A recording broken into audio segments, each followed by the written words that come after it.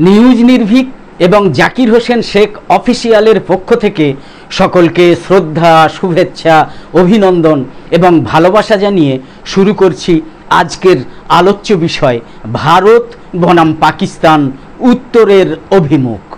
আনন্দবাজার পত্রিকার সম্পাদকীয় বিভাগের এই লেখা নিয়ে আজকে আমাদের আলোচ্য বিষয় বা প্রতিবেদনের বিষয় করা হয়েছে। চলুন পুরো লেখাটা পড়া যাক, তারপর আপনারাই বলবেন কেমন হয়েছে আনন্দবাজারের লেখার বিষয়টা।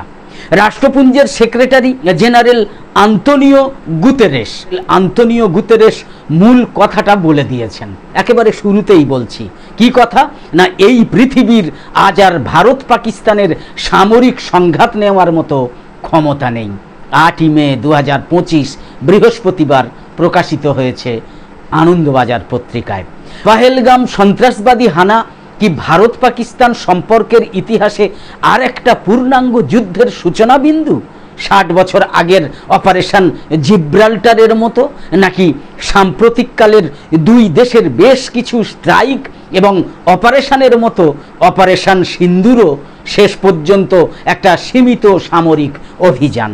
এই মুহূর্তে প্রশ্নটার উত্তর সন্ধানে ব্যস্ত গোটা উপমহাদেশ, তথ্যসূত্রে সমগ্র বিশ্ব, সমগ্র দুনিয়া। আনন্দবাজার লিখেছে 60 বছরে পৃথিবী আমূল পাল্টে গিয়েছে, বিশ্বমঞ্চে বহু ওলটপালট এসেছে।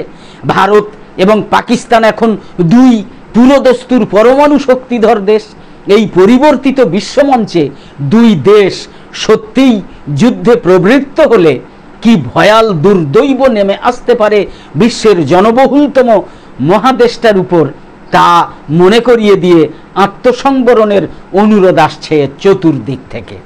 রাষ্ট্রপুঞ্জের সেক্রেটারি জেনারেল আন্তোনিও গুতেরেস মূল কথাটা বলে দিয়েছেন, যেটা দিয়ে শুরু করেছি আমরা। এই পৃথিবীর আজ আর ভারত পাকিস্তানের সামরিক সংঘাত নেওয়ার মতো ক্ষমতা নেই। দিল্লির প্রতিরক্ষা মন্ত্রক উবাচ, 6ই মে ভারত পাক সীমান্তে 9টা জায়গায় হামলা চালানো হয়েছে, প্রতিটাই সন্ত্রাস ঘাঁটি। কোনো সেনা ঘাঁটি কিংবা অসামরিক লক্ষ্যবস্তু আক্রান্ত হয়নি। এই ঘোষণার মধ্যে হয়তো একটা আশ্বাস খুঁজতে পারেন আশাবাদী নাগরিক যে তাহলে নির্দিষ্ট লক্ষ্যের বাইরে আঘাত হানা হবে না। তবে কিনা আশ্বাস ছাপিয়ে আশঙ্কার পারদ এখন ঊর্ধ্বগামী। পাকিস্তান ইতিমধ্যেই প্রতিক্রিয়ার হুমকি দিয়েছে। মূল সমস্যাটা এখানেই, কোনো রাষ্ট্রই হয়তো যুদ্ধের জন্য মুখিয়ে নেই, যুদ্ধের মূল্য দিতে হয়তো কোনো পক্ষই প্রস্তুত নয়। তবু দেশ অভ্যন্তরে নিজেদের যুযুধান সমাজকে সন্তুষ্ট করতে দুই রাষ্ট্রই একের পর এক আগ্রাসী পদক্ষেপ নিয়ে ফেলতে পারে এবং সেই আগ্রাসনের স্বাদে সমাজ আরও প্রতিহিংসা প্রমত্ত হয়ে পড়তে পারে। এই মুহূর্তে যুদ্ধ প্রস্তুতির বিবিধ ঢালাও বিজ্ঞাপন এবং তার অভিঘাতে সমাজের সহর্ষ উন্মাদনা দেখে সেই আশঙ্কাই প্রবল হয়ে ওঠে। অথচ দেশের শুভ বোধ সম্পন্ন নাগরিক সমাজের উচিত যুদ্ধ নিনাদ থেকে বিরত হয়ে সচেতনভাবে ভাবা যে যুদ্ধের অর্থটা কি দাঁড়াতে পারে, ভাবা যে কাকে সেই যুদ্ধের দাম দিতে হবে, অন্যায়কারীকে নাকি অগণিত নিরপরাধ সাধারণ মানুষকে। নাগরিকেরই এখন রাষ্ট্রকে অনুরোধ করা উচিত এই সব অতুষ্ণ বিনিময় যেন কূটাঙ্গনের সীমা লঙ্ঘন করে সমরাঙ্গনে না পৌঁছয়। জঙ্গি হানা এক বস্তু, কিন্তু রাষ্ট্রের হানা যদি নতুন করে সামরিক বা অসামরিক লক্ষ্যের দিকে ধাবিত হয়, তাতে বিপদের মহা ঘূর্ণিপাক সৃষ্ট হবে। সন্ত্রাস দমনের পথে যুদ্ধের মারণযজ্ঞ শুরু হতে পারে না।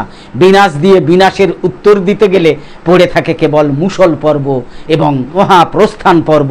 সেটাই নিশ্চয়ই এই উপমহাদেশের অভীষ্ট নয়। প্রশ্নাতীতভাবে বিগত 8 দশকের হিংসা বিদীর্ণ রক্তস্নাত কাশ্মীরেও এবারের পহেলগাম কাণ্ড এক অভূতপূর্ব ঘটনা। পাকিস্তানের মদত থাকুক না থাকুক, তার মাটি থেকে প্রতিবেশী দেশের উপর এমন ভয়াল আক্রমণ ঘটলে তার দায় নিতে সেই দেশ বাধ্য। সন্ত্রাস নিয়ন্ত্রণে ইসলামাবাদের দায়িত্ব এবং ব্যর্থতা নিয়ে আগে বহু কথা হয়েছে। আন্তর্জাতিক চাপেও এতদিন বিশেষ সাফল্য পাওয়া যায়নি, কিন্তু এতদিন হয়নি বলেই কখনো হবে না তেমন মনে করারও কারণ নেই। বাস্তবিক পহেলগামের পর নানা দেশের, বিশেষত আমেরিকা যুক্তরাষ্ট্র এবং রাশিয়ার প্রতিক্রিয়া দেখে আশা করার হেতু আছে যে সেই কাজটাকে এবার কিছুটা এগোনো যেতেও পারে। ভারতের কাছে এ এক প্রকৃষ্ট সুযোগ, যুদ্ধ লাগিয়ে বিশ্ব জনমতকে নিজের বিপক্ষে না ঘুরিয়ে বরং এখনকার পাকিস্তান বিরোধিতাকে কাজে লাগানো উচিত দিল্লির। অপারেশন সিন্দুর অবশ্যই ভারতীয় সামরিক শক্তিমত্তার প্রমাণ। এবার জরুরি ভারতীয় কূটনীতির দক্ষতা এবং কৌশল দেখানো, বিপুল চাপ দিয়ে পাকিস্তানকে নিজের কাজটা করতে বাধ্য করা হোক, লিখেছে আনন্দবাজার পত্রিকা। একদম শেষে বলি, নিউজ নির্ভীকে প্রতিদিন এমনই সব দামদার অনুষ্ঠান দেখতে পাবেন যা মেইনস্ট্রিম মিডিয়ায় অর্থাৎ প্রাতিষ্ঠানিক সংবাদ মাধ্যমে আপনি কখনোই ঠিকঠাকভাবে দেখতে পাবেন না। কারণ প্রাতিষ্ঠানিক সংবাদ মাধ্যম এখন পুরোপুরি গদি মিডিয়ায় পরিণত হয়েছে। কয়েকটা ক্ষেত্রে বাধ্যবাধকতার কারণে হয়তো এমন কিছু খবর দিয়ে থাকে। তাদেরকে যা কিছু আসলে শিখিয়ে দেওয়া হয় বা পয়সার বিনিময়ে যতটুকু খবর প্রকাশ করতে বলা হয় সেটাই শুধু তারা প্রকাশ করে। বিপরীতে আমরা আক্ষরিক অর্থেই নিরপেক্ষভাবে সত্য উন্মোচন করতে প্রতিশ্রুতিবদ্ধ, তা সে আঞ্চলিক, জাতীয় এবং আন্তর্জাতিক বিষয়ক খবর হোক বা যে কোনো বিষয়ে প্রতিবেদন হোক, অর্থাৎ রাজনীতি, শিক্ষা, চাকরি, ধর্ম, ভ্রমণ, খাওয়া দাওয়া, খেলা এবং অবশ্যই ছোট বড় যুদ্ধ ইত্যাদি নিয়ে বিশ্লেষণধর্মী প্রতিবেদনের সাথে অশ্লীলতাবর্জিত বিনোদনমূলক সাংস্কৃতিক চর্চা এবং অশ্লীলতাবর্জিত বিনোদনমূলক সাংস্কৃতিক অনুষ্ঠান ইত্যাদি নিয়ে নিয়মিত ভিডিও প্রকাশ এবং লাইভ সম্প্রচার আমাদের চ্যানেলে করা হয়। এটা আপনারা বহুদিন থেকে দেখে আসছেন। গুরুত্বপূর্ণ এইসব ভিডিওর বা গুরুত্বপূর্ণ এইসব কন্টেন্টের বা লাইভ সম্প্রচারের নোটিফিকেশান পেতে ইউটিউবে সাবস্ক্রাইব এবং ফেসবুকে লাইক ও ফলো করে আমাদের নতুন নতুন ভিডিও বানাতে এবং লাইভ সম্প্রচারে উৎসাহিত করতে লাইক, কমেন্ট এবং শেয়ার করে নিউজ নির্ভীক এবং Zakir Hossain Sheikh official YouTube channel আর ফেসবুক পেজের সঙ্গে থাকুন। তো আপাতত শেষ করছি, পরের পর্বে আবার দেখা হবে। আশা করি সকলে খুব ভালো এবং সুস্থ আছেন আর কামনা করি সকলে খুব ভালো এবং সুস্থ থাকুন। ধন্যবাদ।